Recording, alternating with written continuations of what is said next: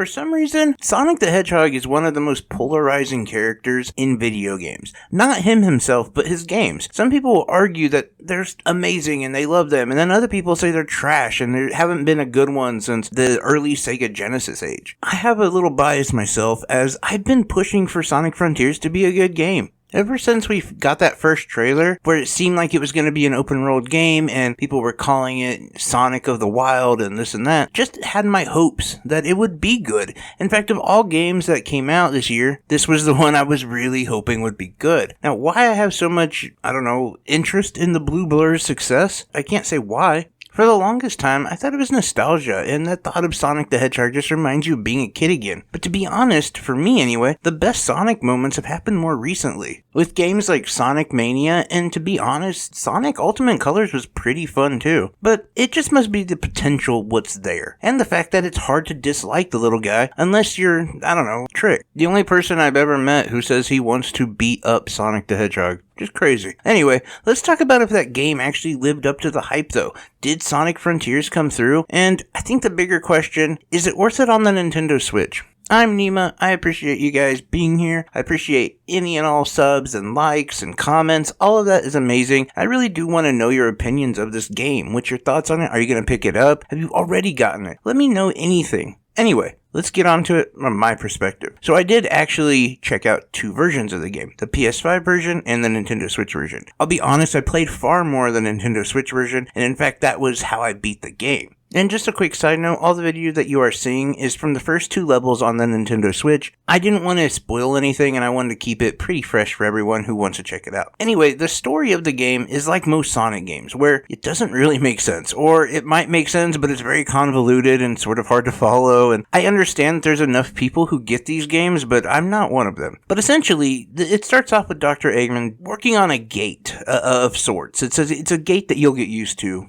as you have to activate these things all over the place. But essentially, Dr. Eggman gets stuck in between cyberspace and the real world, or another dimension, or he just gets stuck in cyberspace. Not exactly sure. And it seems like the rest of your friends did as well. Dr. Eggman's curiosity caused the entire Sonic team to also have these problems. So when you start off as Sonic, you're put into this open world where you finally do meet up with Amy Rose. And your whole goal early on is just to collect hearts. It's like these memories for Amy that will eventually bring her from a digital glitching spirit, if you will, to a more physical whole Amy Rose. Now, she's on the first island. You have about 5 islands in total, and in there you're going to find all of your friends. Now, each one of these characters does have some really interesting interactions that you don't see in other Sonic games, and that is something I really appreciated. Sonic maybe doesn't have the depth that he ever did, but his friends do. And some of the interactions, like with Tails, is incredibly insightful into that character who you've only known as a cheerleader. And now he has more of this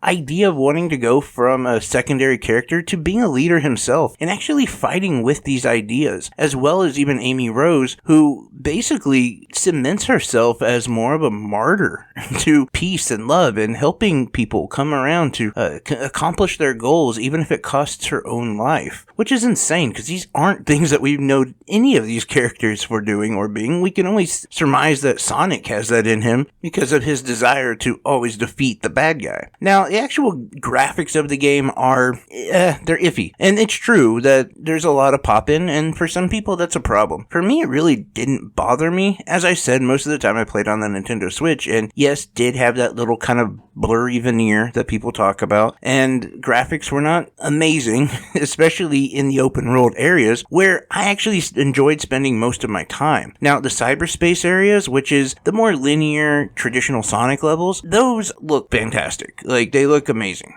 Now, they're not my favorite areas, to be honest, but these areas are a necessity of the game. See, the whole mechanic of the game is that you find these gears. With these gears, you open up these portals that allow you to go into cyberspace. Now, when you're in cyberspace, which is the traditional Sonic levels, you will collect rings by doing certain objectives. It's pretty much the same ones all over and over. Finish the level with a certain amount of rings, find all the red ring things. Just finish the level, and finish the level in a certain amount of time. Now, each one of these things will unlock a key for you, and these keys will eventually unlock a Chaos Emerald. Now you need 7 Chaos Emeralds to pass into the next area. It's kind of interesting that some of these emeralds are also just unlocked by certain other like side quest activities. I say quote unquote side quests because obviously it's not. It'd be part of the main quest. It's like little things that you didn't expect to unlock Chaos Emerald, and there it is for you. Now that's the main mechanic of the entire game, as you run around kind of in a collectathon sort of open world game, mixed in with the cyberspace areas. And I found it interesting that some people absolutely love the cyberspace areas, hate the open world. I myself loved the open world, don't love the cyberspace areas. But I think that also comes from people who are traditional Sonic players and people who never really found their niche into Sonic, and that's who I am. I'm a person who always enjoyed the 3D action Sonics and the other aspects of Sonics because I just never really liked that 2D speedathon that we play often. And the whole idea of what we think of when we play Sonic is just running this linear path from A to B. And yeah, personally,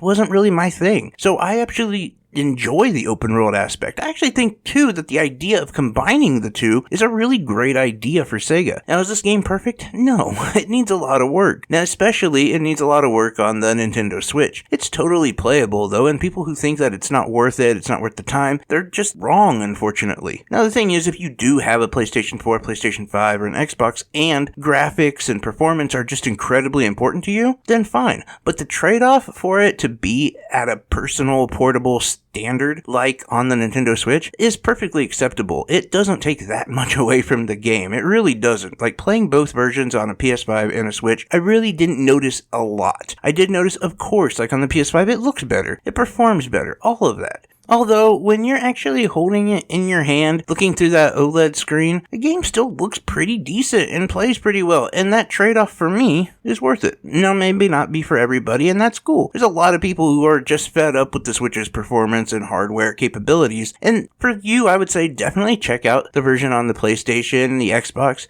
especially if you're a Sonic fan, but also if you're not a Sonic fan. I really think that this game kind of opens up the door, and hopefully will be a prequel to, well, a potential growth for Sonic. If they keep going down this path and they keep opening up different outlets of where Sonic can grow, this is going to be amazing for Sonic. I absolutely love this game for the fact that it has this charm and this, it's hard to explain, but running around in some of these islands, especially like just in a forest where it's dark and that night cycle is kicked in and you can kind of just immerse yourself in this world. For the first time ever, I found myself really enjoying the atmosphere of a Sonic game. I hope they continue this because not only do you see the growth and depth of the characters and Sonic himself, but you also see other aspects of the game that you didn't really think about. Dr. Eggman having a digital daughter, if you will. This other character that you meet quite frequently, who is on Dr. Eggman's side and is putting his safety above all. Seeing some other aspect of these characters is really eye-opening and gives you much more context into the Sonic world. So I do hope that they continue doing this. Am I going to say this is a perfect game? Hell no.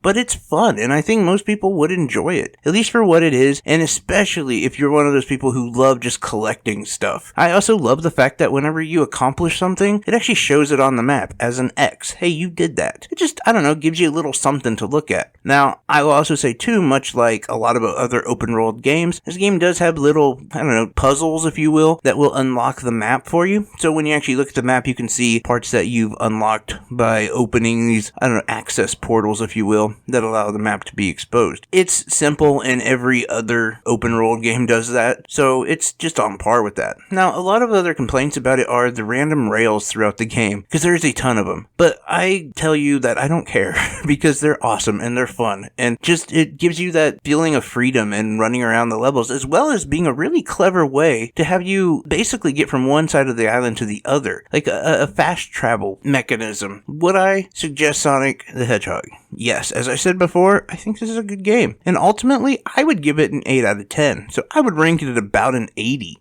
Because of all the things that I've said. It has actual depth. The collecting is fun. The gameplay mechanic is pretty fun as well. I just don't like the cyber levels that well. And that's only because I suck. Fighting like gigantic creatures is awesome, and I love that. I also like the aspect that when you come across smaller enemies, Sonic can pretty much just fly through them. It gives you that same feeling that Sonic is awesome. awesome. But yet, at the same time, yeah, you're gonna have to fight some big, difficult enemies. I also like the aspect of actually leveling up Sonic, and Sonic having skills. These are things we've never seen in a Sonic game before. But yes, as you complete different things, you find different things, you will be able to not only upgrade your speed, your attack, your defense, but you'll actually have skills that you can actually use. And the only thing that I would say that really ruins this game for me, aside from the performance not being great, is the fact that the presentation sucks. Especially early on. When you first play this game, you're stopped so often for a tutorial screen or for this and that, for it to tell you something. You just constantly stop and go. And I think the presentation for me is a little bit of an issue, especially for someone who maybe doesn't have the constitution to keep playing after the first hour or so. And the fact that there is a lot to remember at the same time, meaning Sonic has like a million different little moves that it's kind of hard to remember all of them. But aside from that, I think that this game is really fun and it's good. I don't know, I'm curious though, if you guys have played it, what's your thoughts on it? What's your thought on Sonic in general?